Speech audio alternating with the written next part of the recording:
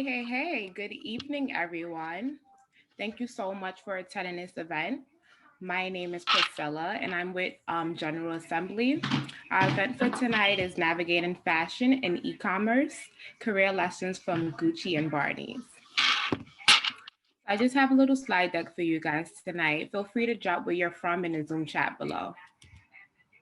If you aren't familiar with General Assembly is a global tech business school. We help to close skills gaps and we help with career transition. We're located in so many places all over the world.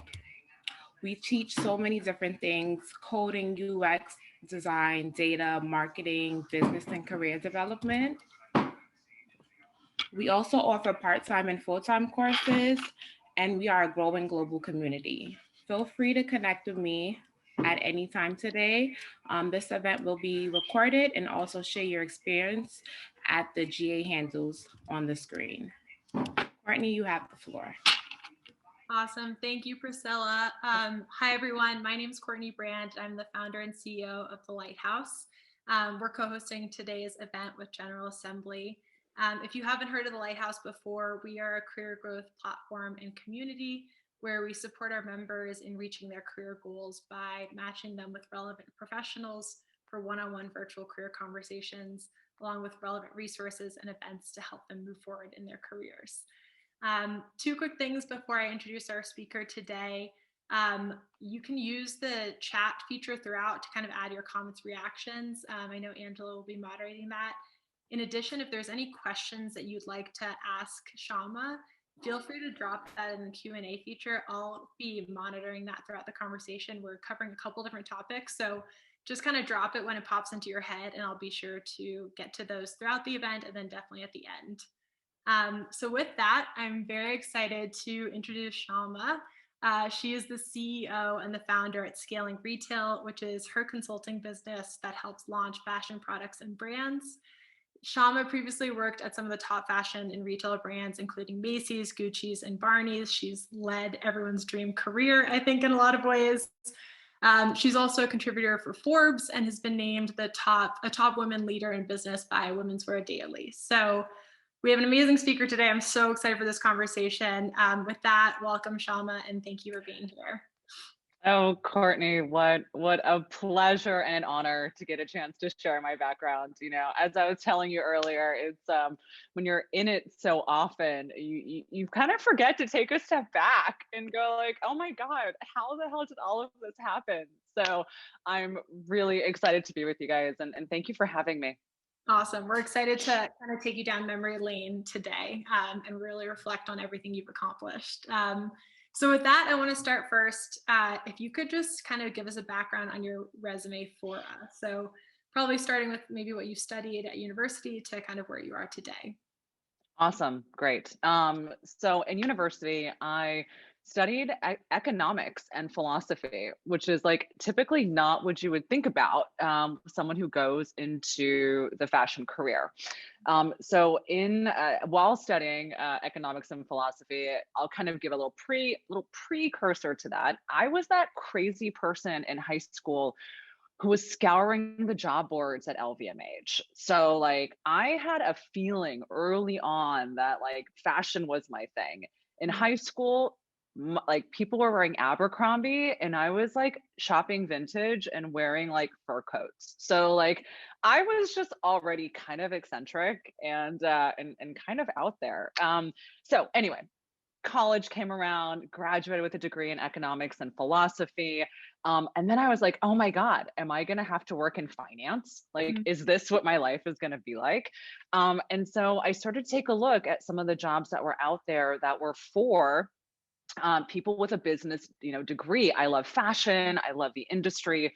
But no one actually tells you in university that there's this whole world of buying and planning and all of that, right? No one actually tells you that. So I almost had to learn about all of these other job functions just by researching online. So anyway, got my first job in the business development program at Macy's.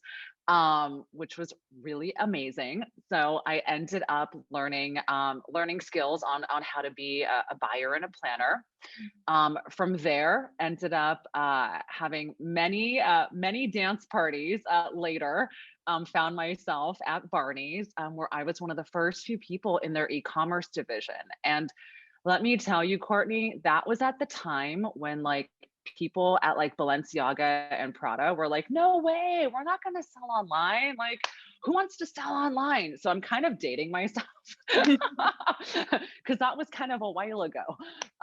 After Barney's in their e-com division, I then left, found myself at a position at Gucci, where I was actually in another stepchild business. So I went from e-com to then going into the outlet division. And in the outlet division at Gucci, found myself running a $50 million business, which I took to about $100 million, which was like 15 pounds later got there. So like, let me tell you, like making money for companies sometimes, comes back to like eating late, increasing your pant size.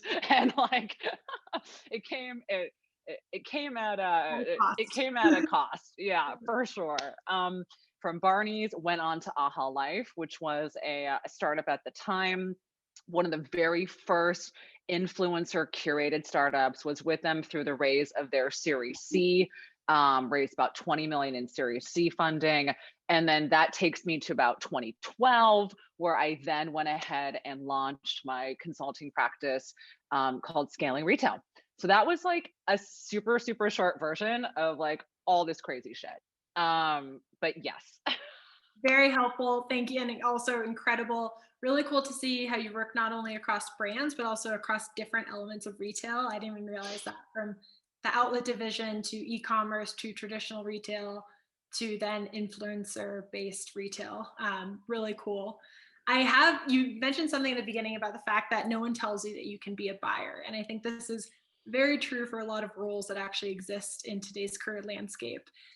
So I'm curious, how did you actually find out that you could be a buyer, and what would your advice be to someone who's trying to even understand what kind of opportunities actually exist for them? Totally, it's great. So back at the time, this was before LinkedIn was really big. So like, I remember the first time I got on LinkedIn, it was like, connect to all the people you know in your inbox. And I was like, yes. And then it like connected me to everybody. And I was like, oh my God.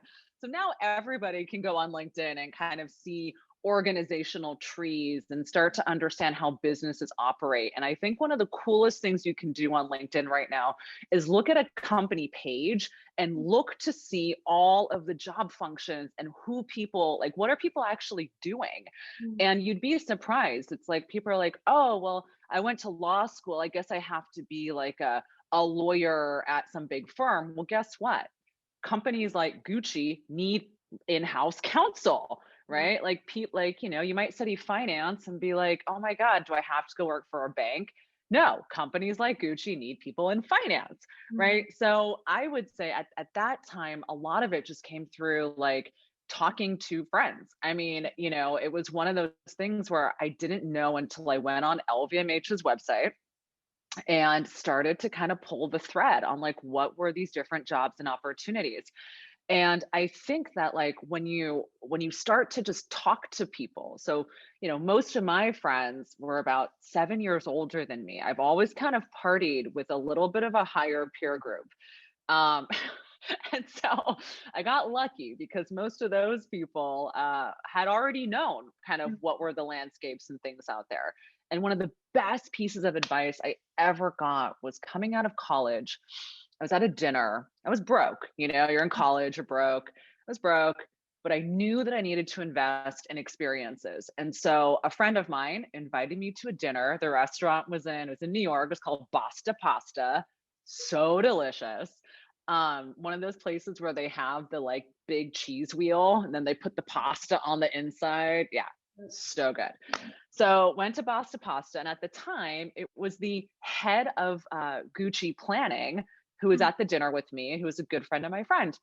And she's like, Syama, the best thing you can do for yourself is go and take an advanced Microsoft Excel course. And I was like, really? How that? And I didn't have any job, I was in college. I was like, what? Like, why would I do that? She was like, you need to enable yourself with skills that are going to make you a no-brainer to get hired. Mm. So that I really attest to that in so many ways, that, asking people, spending that last dollar on my credit card to go to that dinner, right, really kind of helped me understand what it is that I needed to do to further advance myself. What if you were at that dinner and, a young Syama was asking you this in today's environment, in today's retail and e-commerce landscape? What would be that one thing that someone should do to make themselves, a no-brainer hire? Yeah, I feel like you're asking me the question for like the very end of this talk, like right now. I'm like, wait a second, I'm gonna Jumping lose around. everybody, right? You guys stick around. This is gonna be good.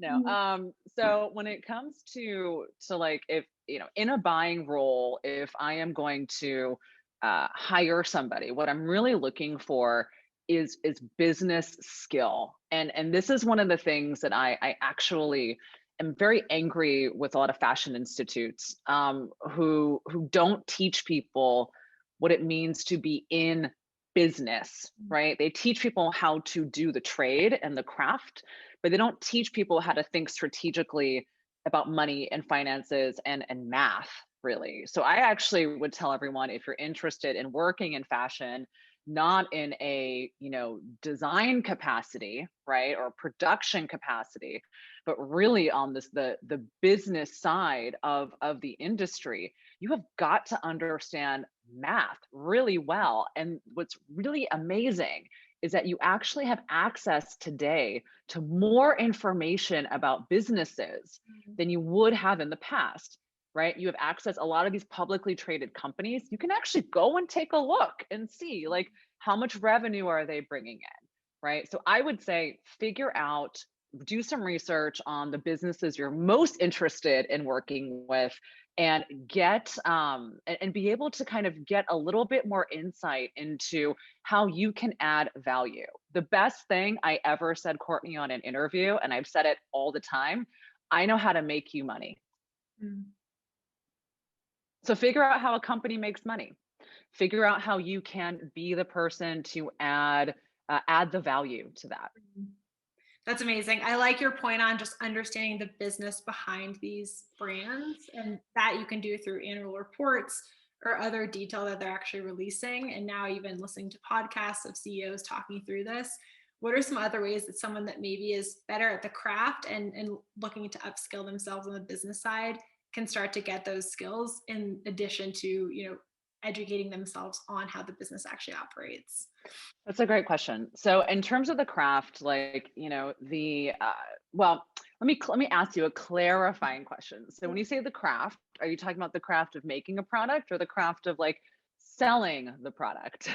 In this case, I'm saying like what an art school might teach, whether no matter what they study, Mm, kind of how do you fill the gap that you feel like some fashion institutes right now aren't that's a offering? great question. So I'm a big fan of the fact you kind of want to start the way you want to finish. Mm. So if anyone out there has a vision or a goal to be a business owner, right, that actually requires understanding business, right? It requires understanding how things operate. I often will talk to, potential clients who have ideas and say, well, you can be a fashion hobbyist and Mm. just make things for yourself, and sell things on Etsy, and have kind of a small, and kind of have a small brand that you can craft and cultivate. If you actually want your business to make money, you have to understand how the economics of that works. Mm. And the one thing I wish more people understood was that not everyone's really meant to be an entrepreneur. Not everyone is meant to understand the craft of what they are creating, plus the operational mechanics of how to run and operate a business, right? You can create something beautiful, right, but not be able to sell it at all. So first I would say, like, what is your disposition, right? Do you actually have the desire to manage people? Do you have the desire to grow a business? If so, and you have a craft, you need to ask yourself, do I need a co-founder in this business, right? Do I need someone who has the operational prowess, right? Or is it that I actually want to learn the operational side of it? And if you want to learn the operational side, getting a job on the operational side while you're cultivating your craft on your nights and weekends is an amazing way to kind of learn the skill set on the job while still being able to develop and hone in on your artistic craft, which you already know you have some relative passion and or success in. I love that. So hire or learn. And if you're learning, try to learn on the job through another job. The thing that I think is so crazy is like, I talk to people all the time. I talked to someone this morning who like wants to launch her brand. And I said, look, if you want to be a CEO, then you shouldn't take a digital marketing course on like how to be a digital marketer, because that's what digital marketers do. They take classes on being a digital marketer. You know, if you want to be a CEO, you shouldn't go study fashion law because that's what you have a lawyer for, right? If you want to be a CEO, you have to know enough of all of the different areas of the business so you can actually conduct the symphony and the orchestra in the best way possible. If you want to be a specialist, go be a specialist. If you want to be a CEO, know enough about all the working pieces. I love that point. So you've worked across multiple roles within fashion, and there's often a lot of almost, lack of clarity around the different roles and how it actually impacts the kind of work you're doing, the skills you need, the day-to-day of the role. So I would love it if you could kind of break down the differences between the three roles of buyer, planner, and merchandiser. Oh, yeah. Oh, that's great. Okay. So most people don't know this. So this is a great question. Buyers do a lot more math than more people think they do. So I'm going to explain this in context of I'll say a vertically integrated brand, and then in the context of a multi-line retailer, right? Because those are two different things that kind of mean that really land in two different ways. So vertically integrated brand like Gucci, for example, right? Well, your merchandiser in that case is oftentimes working more closely with like product development, right? And they're kind of focusing on the assortment plan of the collection. They're working with production on landing on your cost of goods, your margin planning, all of that. So your merchandiser is in essence, and at Gucci, right, putting together the line sheet of what the buyer is then going to come to market with to buy. So even in a company like Gucci, you have buyers, right? So you have the corporate office that's putting together these beautiful line sheets and here's what we stand behind for the season. And then you have the buyers from Gucci America, Gucci in Europe and Japan, who are coming to the table, who are choosing from that assortment plan. So the merchandiser in that context is really working with product development and design to land on the right gross margins and to put together the line sheet for the season that the buyer is then going to buy from. Now, the buyer has gone in there understanding, all the math, right? So what are the best sellers last season? What were the sell-throughs? What percentage of this was sold on markdown? What percentage of this was full price? Really kind of coming to the table with the mechanics of like the math of what has happened historically. And then also hedging into that, what they think the actual future trends are going to look like based on what they're hearing on the ground from their store owners and from their store managers, right? So those store managers are saying, hey, our customers have been looking for this. They're looking for that. Here's what I've gleaned from those conversations. And so the buyer then takes that information, hedges it with the analytics, and then goes into the with the merchandiser to place the buy. In that process, right, a planner is actually going to give the buyer the budget. So the planner is the one who says, okay, Syama, here is $5 million to go place the buy. And based on historical performance, I think it should be based on these categories, right? And this is how much I think we need to actually sell through to be profitable for this season. So the planner is kind of on the finance side is responsible for the purse strings. The buyer is analyzing and using market feedback to allocate the purse strings. And then the merchandiser in that case is kind of assorting the collection and making sure that it's profitable, whatever the buyer is that's purchasing. Really helpful. That makes sense. Yes, Is it that makes sense. I have a follow-up question for you, which is, because you broke down how the roles are different, which is super helpful. Are there any other differences you would call out, given you've gotten exposure to all three, whether it's skills you really need or even things like compensation and day-to-day lifestyle that differs based on these three roles? Yes, the life of a buyer is not glamorous. Nothing in fashion is glamorous. All of it is ugly. so, so, so everybody out there who's like, oh my God, I gotta tell you, like the offices at Gucci when I was there, like not that great, like it's just the offices at Barney's were like not that great, it is not what you think it is. So as far as the day to day, depending on the corporate culture that you are hired into. So for example, at Gucci, their main offices are in Italy. That means occasionally I'd have to be in the office at 6 a.m. for a shitty meeting because it was early and that's when they needed to have the meeting. So keep in mind that like when you're working with these, companies that have a global footprint and a global presence, it is not something where you are, you're going to be at the behest of where that corporate office and what their policies are, right? And kind of what their rules are in their corporate culture. And some of these executive meetings at Gucci were like the president and all these people were there. It's like, they're drinking red wine and smoking cigarettes, right? Like in a corporate American culture, people would be like, what? Like, like that is just, it's not possible. So I would say like really understand the corporate culture of who it is you're working for. And sometimes we think that these luxury companies are where it's at, but when you look at some of the corporate culture, it can be really different.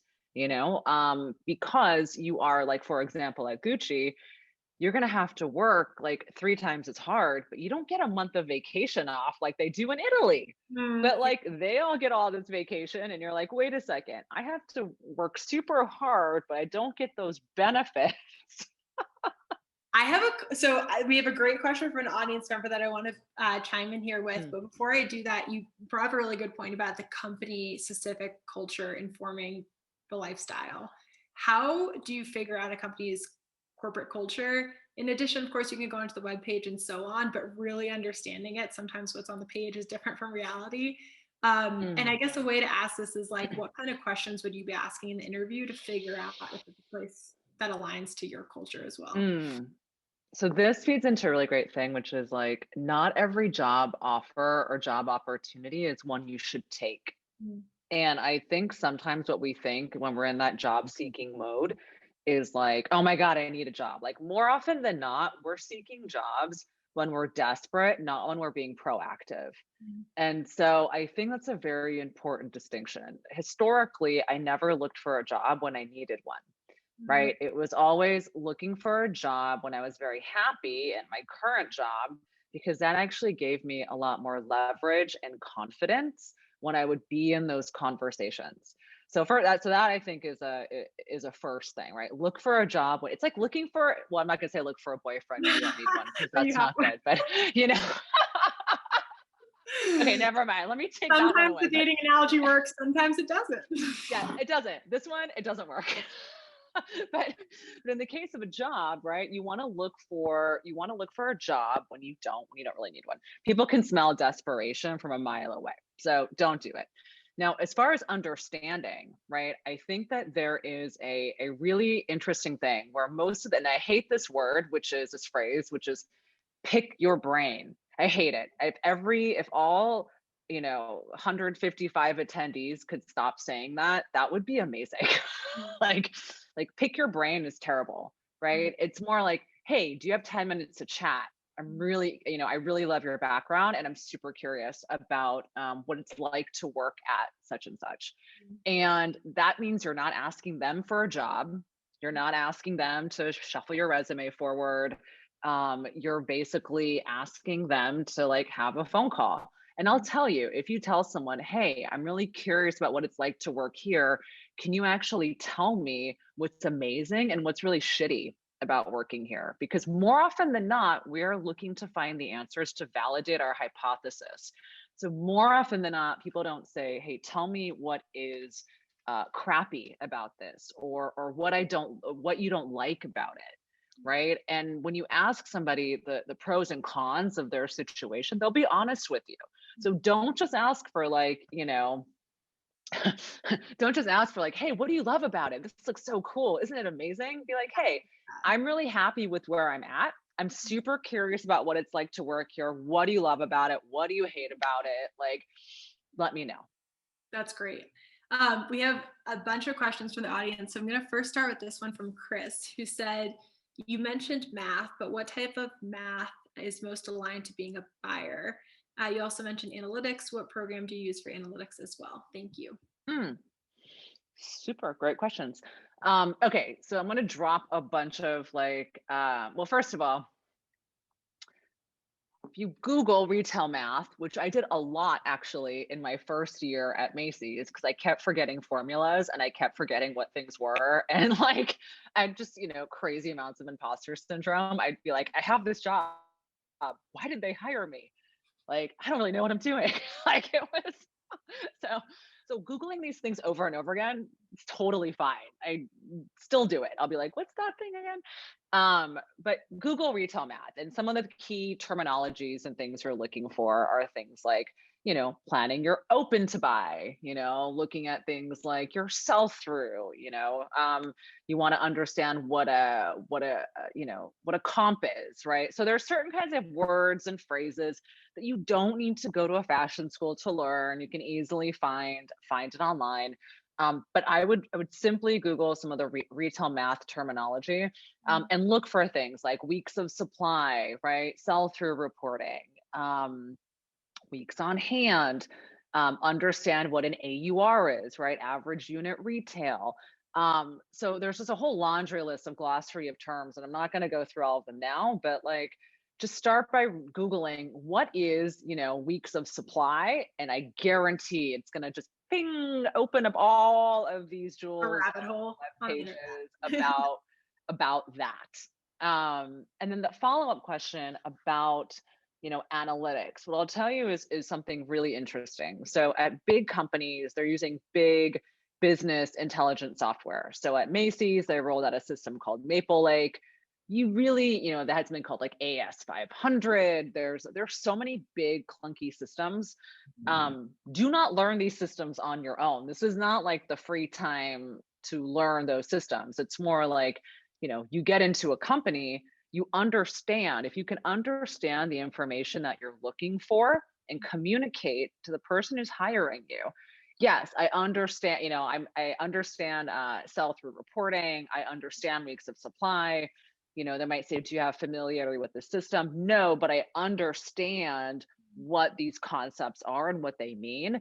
Learning the system is going to be different at every single company, right? So there's no point in being proactive, because one might assume incorrectly that all of these businesses evaluate their companies in the same way, but they don't. Measures of success differ. Macy's looks at success different than Barney's, different than Gucci did, etc. So know that one way of doing things is not the way that they all do it. And further to that, a lot of companies now are using Shopify, and the reporting on the basic Shopify plans are crappy. So you actually, it would actually really behoove everybody. So this is a great question. It would behoove everybody to understand some basic retail math, so that if you get into an interview or a question with someone, and they're like, hey, have you used Shopify, and how do you do the reporting? You can say, well, I understand how to export the data and analyze the data, right? What that data means. Because all of the plugins and all of the things on Shopify are super crap. Great advice. Also, I love that advice that it's different by company. So just understanding the basics and then knowing you can learn it when you get the job. Exactly. So we got two questions that are actually related. One's from Kiana and one's from an anonymous attendee, which is, around, you mentioned this concept that as a CEO, it's important to knowing the different pieces instead of going deep and becoming a specialist. So the question is, how do you build up that knowledge when you shouldn't be taking that digital marketing class that takes months, but how do you build up that knowledge of all parts of the business, assuming you want to go down the CEO path? So most CEOs have lineage in certain areas, right? So for me, my lineage is in like buying, planning, merchandising, marketing, right? Those are my core competencies. And then everything else I kind of built around it. So the best way, and this is actually, I kind of approach most things like a 5-year-old. So like I'll write to someone and I'll contact them or like a friend or whatever. And I'll say, hey, I don't know this. How does this work? Literally, how does this work? I talked to someone earlier today who runs and manages podcasts, and he was having this high level conversation with me. And I said, wait a second, I actually don't understand how this works. Can you explain to me how it works? Being a CEO means pulling the thread on the questions, right? Not necessarily having to understand what the answers or what it should be, but knowing how to ask the right questions to be able to put all the pieces together, right? And so I would say, in terms of understanding basics like operations, logistics, financial planning, don't take a course, attend a webinar, don't enroll in something that's going to take you a year to complete, right? Find access to the people who have the information and stalk them online, right? Video content, I think, is a great way to understand concepts. And I think really the key to finding moments of what I think makes a great CEO is being able to ask the right questions. I totally echo that.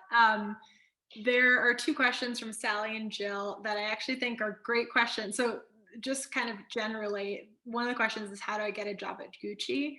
And you can choose to give your answer around that question. But I think what's interesting to me about these 2 questions, and from Sally, it's talking about the state of, the economy that we're in today. I guess, given there's so much competition, given, with or without COVID, what would your approach be as Syama, who was trying to get a role at one of these companies, to stand out and hopefully get the opportunity?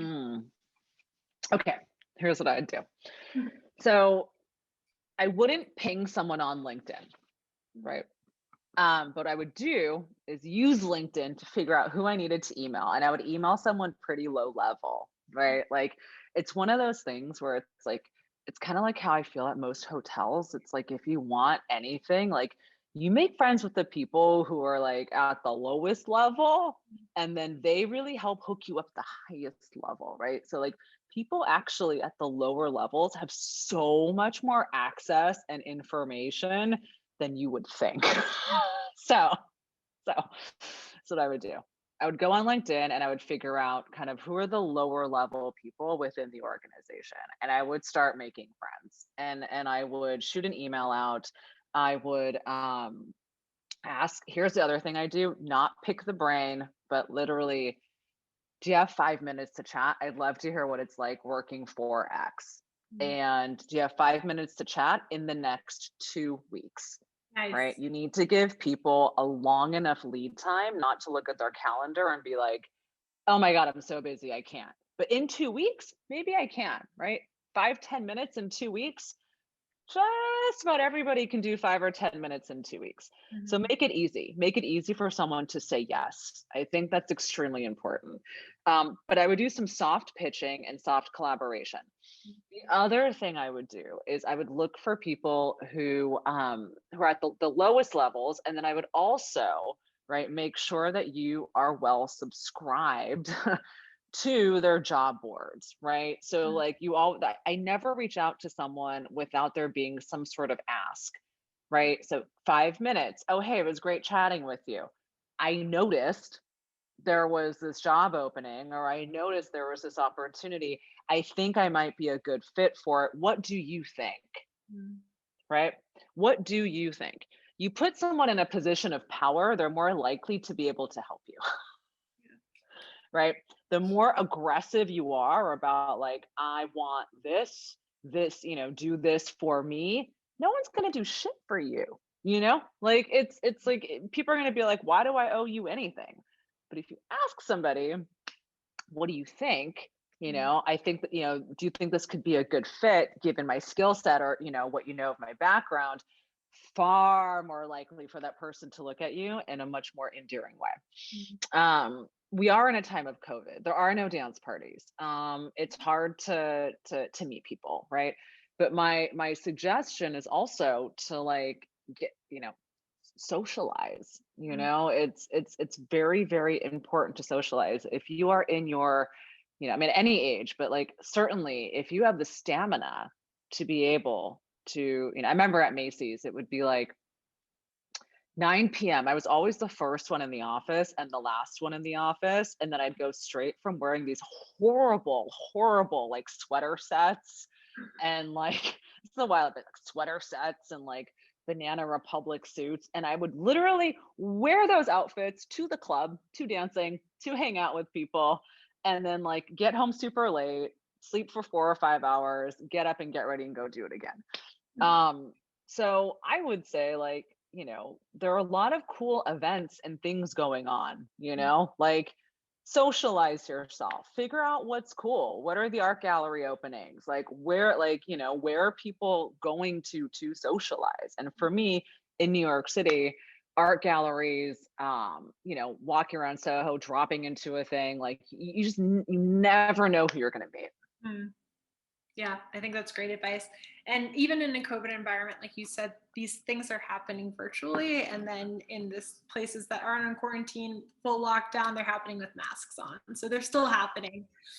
I mean, I tell you, 2020, I made more friends in 2020 than I have in any other year. And the reason why is because I've become so engaged digitally, right? Yeah. So like any sort of damn club that anyone can join, go join. Like, and not just one, like really look at all the aspects of like where you need to gain support and meet people, right? I mean, it is so easy in this moment to meet people that, I mean, anyone who's not out there socializing is shooting themselves in the foot, because I have never had more access to more people that I never would have had access to than I have in 2020. 100%. Yeah. And we're all kind of bored at home and looking to meet new people. So people are a lot more open with their time as well right now. Totally. Okay. I'm looking at time and there's so much on that was brought up in our conversation previously about kind of some of your more unconventional approaches to career growth. And I want to make sure that we go into those. So I'm going to be pulling out some of these nuggets that you shared beforehand. Sure. First and foremost, so I think when I was looking at your LinkedIn, I was looking at kind of the roles you had and then the descriptions of what you did while you were there. And it always seemed like you were involved in more than what your job title prescribed. So if you were a buyer at Gucci, you were also helping out with this entrepreneurial opportunity. If you were at the startup, you also helped them fundraise. So I'm curious, I think this is a really interesting thing to see that you've already done. And I'm curious about how you think about the job description that you're given when you start a new job and why you do more and how this has kind of served you in your career and how you kind of actually get access to those other opportunities and even make the time for them. That's great. It's a great question. I would say the first thing is know where you want to go. So I was very clear, kind of, I knew in 2008 that I wanted to have my own business, my own retail strategy company. I knew it then. I also knew I did not have the expertise, the experience, the network, or anything like that. So I actually knew I needed to backfill a bunch of skill sets. And I even considered getting an MBA, which I didn't do. So I knew I had to backfill skill sets. I also understood how, people would perceive if I'm this person on my own.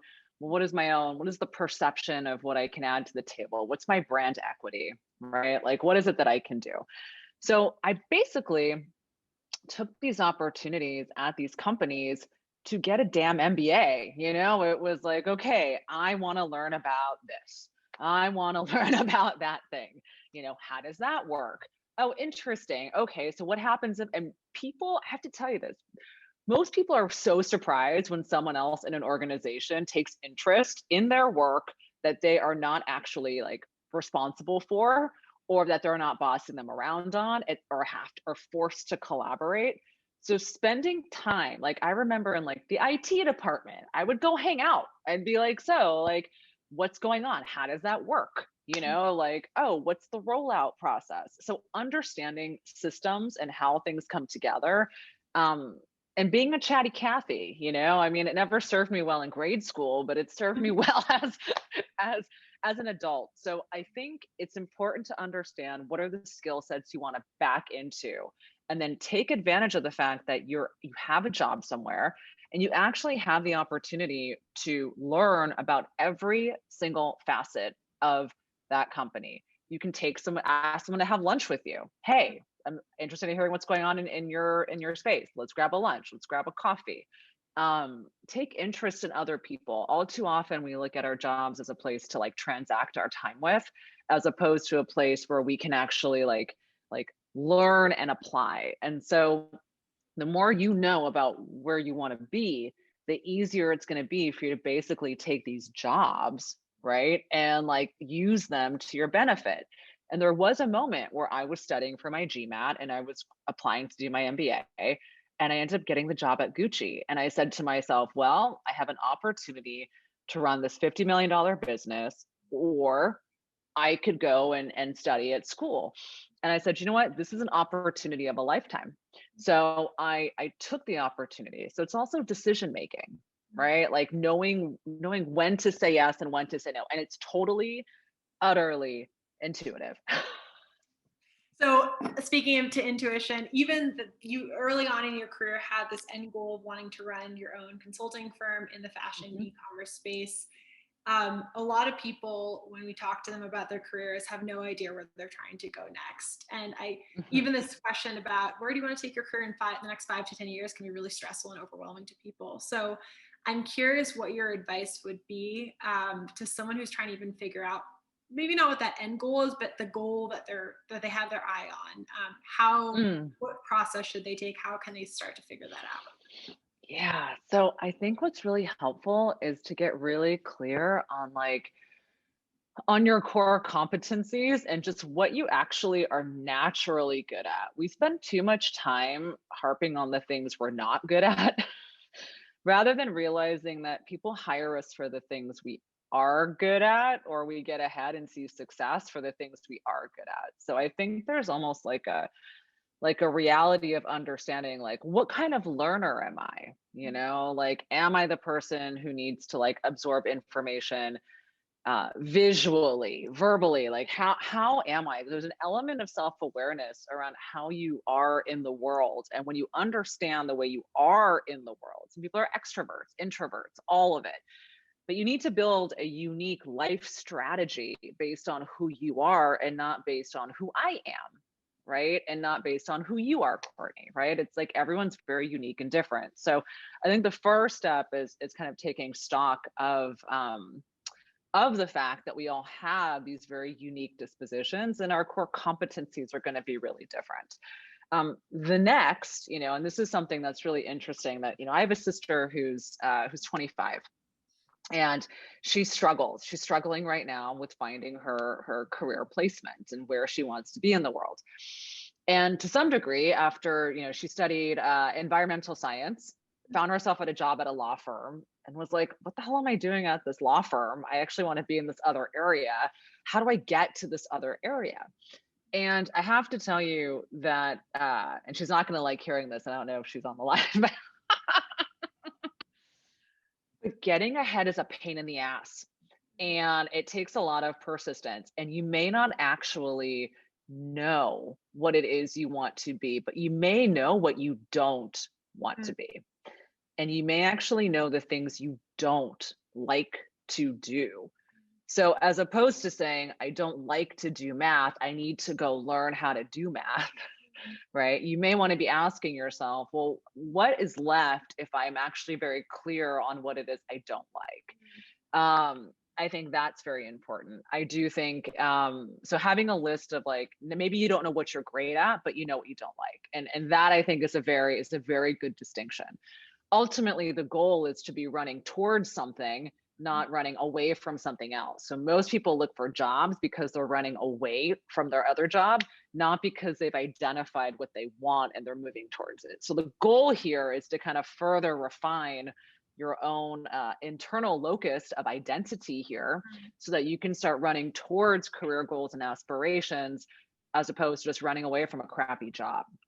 But I'll give you some ideas here. So like it is super important when you're trying to figure out what to do with yourself, that you spend some time exploring. So not learning, exploring, right? It's like you're never going to get it done and you're never going to be wrong, right? It's like there's always too much to learn, too much to be able to absorb. So explore what's interesting to you, right? I've written down previous, you know, lives that I could have had. I'm like, oh, I would love to have been like a biologist. I would have loved to have been a, you know, a singer.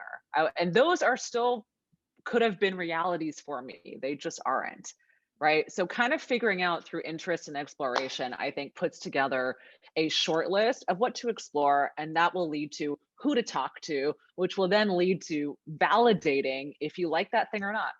Yeah, that's great advice.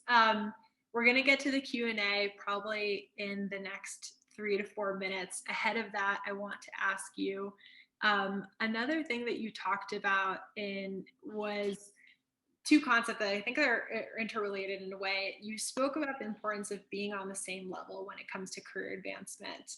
And I think that was kind of seeing yourself as an equal, no matter who you're engaging with.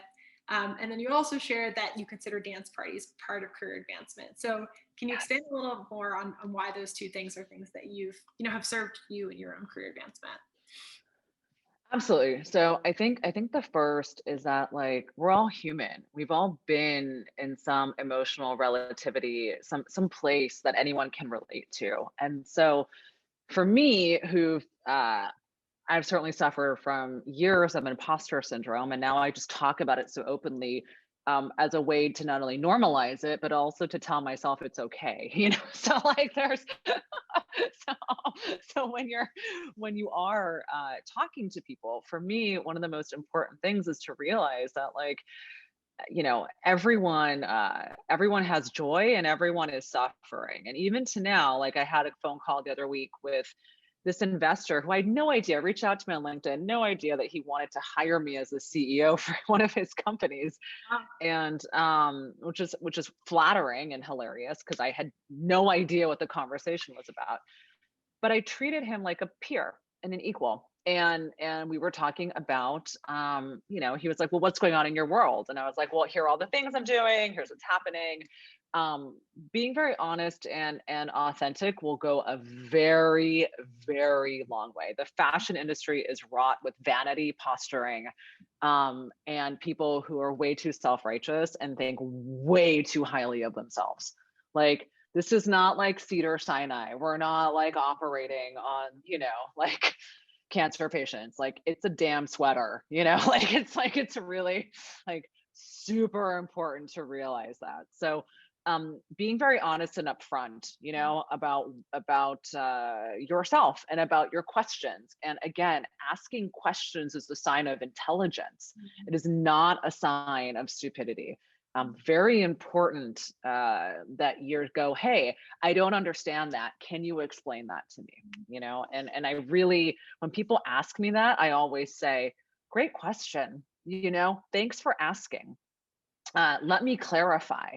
Right. And so being able to be confident in the fact that like no one on this planet knows what they're doing and asking the right questions will actually bridge empathy and compassion. Super helpful, right? We are all people together bumping around our projections of who the hell we think we are. So like, you know, get down to kind of like the baseline of like, hey, what is you know, what is it that we're actually doing here? What is it that I can learn from you, from this company? What can I add value to this company? What is your passion? Like, how can you be the best person for that position or for that collaboration or relationship. The next thing about dance parties that I think is so important is having fun with people. You know, I think that oftentimes, you know, there's an issue here when it comes towards, you know, how we think about kind of having fun and what fun means.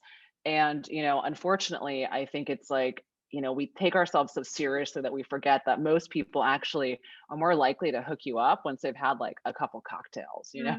So like, so like, you know, going out, having those dance parties, you know, letting your hair down, having a good time, super, super, super important.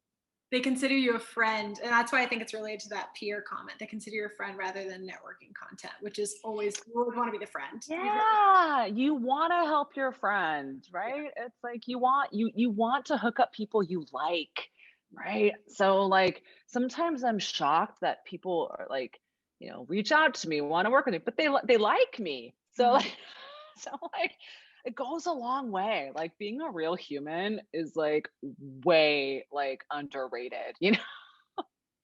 100%. Courtney, I'm gonna turn off my camera because I'm gonna grab my charger, but I'm still here. So keep talking. We're going to use the last 9 minutes to go kind of rapid fire. We have 11 questions teed up. I don't know if we'll get through all of them. Oh my God, amazing. Some of them overlap, so we'll try to do this rapid fire as quick as possible. The first question actually came from Chris and another person was, what are your book recommendations? These could be books that helped you in your life and career, or also that helped you specifically in fashion, retail, and e-commerce. Oh my God. Okay. I have like, there are so many good books. How to the what is his name? The Napoleon, God, what's his name? With that, how to win friends and influence people. Yeah. Dale Carnegie. Thank you, Lisa. Dale Carnegie. Super, super influential, because what it really told me was that like understanding people and understanding what people want and validating people for who they are is actually the key to moving ahead in life. So like, if you do not see somebody, like literally see them, like when you go to the restaurant, if you are not kind to the wait staff, if you are not kind to the bar back, right? If you're not kind to people, you actually end up creating negative energy. So a lot of this is like seeing people for who they are, and that everybody has value, and it's really about slotting in the right people with the right opportunities. It's not personal, right? But you want to make it personal.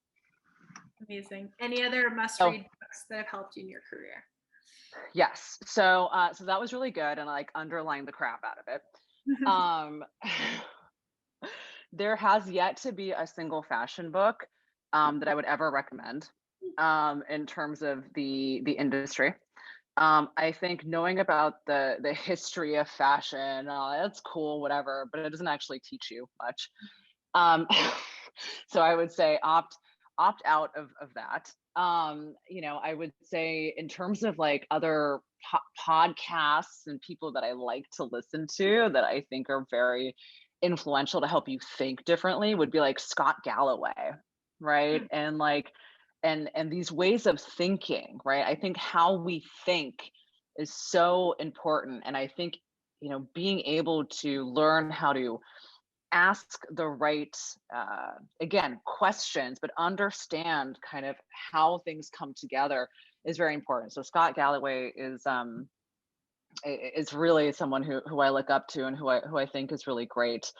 And then there's something called the 10-10-10 rule that I think is really important that most people don't often think about. And in that 10-10-10 rule, and there's a book of the same name, is understanding a decision that you're making and how it's going to impact you in like 10 minutes, 10 months, 10 years. And it's really just kind of a substitute for short, medium, and long-term thinking, right? So you can kind of use that in almost any context. But that is very, very critical, because you might say to yourself, well, I'm too tired, and so I'm not going to do this thing. but actually the 10-month payoff on doing that thing might be a lot bigger, right? The 10-year payoff might be a lot bigger. Or doing that thing now might seem like a great idea, but in 10 months, you're going to be like, that shit didn't even matter. So why did I care?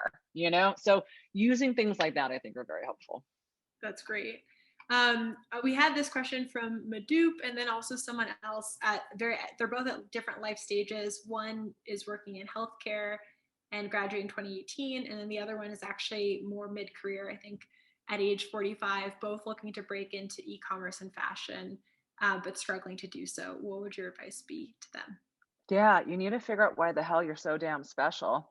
And and what makes you and your background uniquely positioned to help that company. So whether it is what you're interested in, maybe it's a unique set of experiences, maybe it's a philosophy and a way of thinking about things. This is another big thing. You guys, everybody, you've got to read this. Okay. There's this guy out of Harvard. His name's Clay Christensen. He recently passed away about a year ago. He is responsible with this other guy, Bob Mesta. So we think about like mentoring and kind of networking. Like I've been kind of like stalking this guy, Bob, because like I really like him. And I managed to get his attention, so it's all about, you can get people's attention, but you gotta be a little like crafty. So this concept, and you know how I got his attention was I wrote an article on Forbes about him, and then I posted it on my LinkedIn and I tagged him, and then it got some traction, and then he ended up writing me, and I was like, yes. So leverage, guys, it's not always easy. And then we got on a phone call, but the name of this theory is called jobs to be done. And jobs to be done theory is really the idea of two main concepts. One is the difference between supply side economics and demand side economics. And for anyone who's looking to get into the industry, you have to understand the number one issue our industry suffers from is inventory. We are living in an overly bloated inventory environment. So I don't know in terms of what positions you guys are looking for and what you're like, where you're heading in terms of like a job title.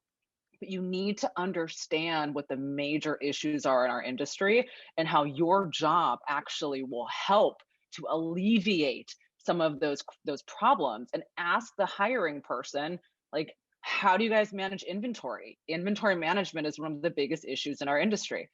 What are you guys doing about that? How do you guys approach that? Another example, digital advertising has been oversaturated because all the big guys last year pulled their dollars from traditional marketing and put it into digital. How are you guys managing that?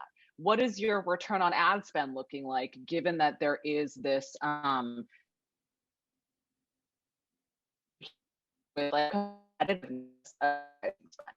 so familiarize yourself with jobs to be done.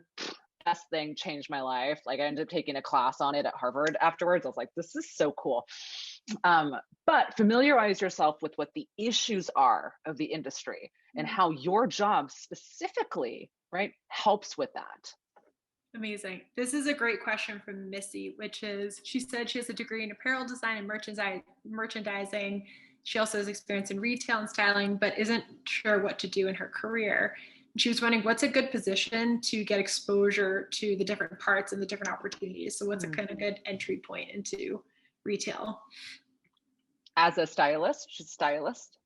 She has some stylist experience, apparel design, merchandising. She just doesn't know what she wants to do. So she kind of wants to get her foot in the door. I was wondering if there's a role to get exposure to different parts. Yeah, it's called internship, and it's not a nice role. and it's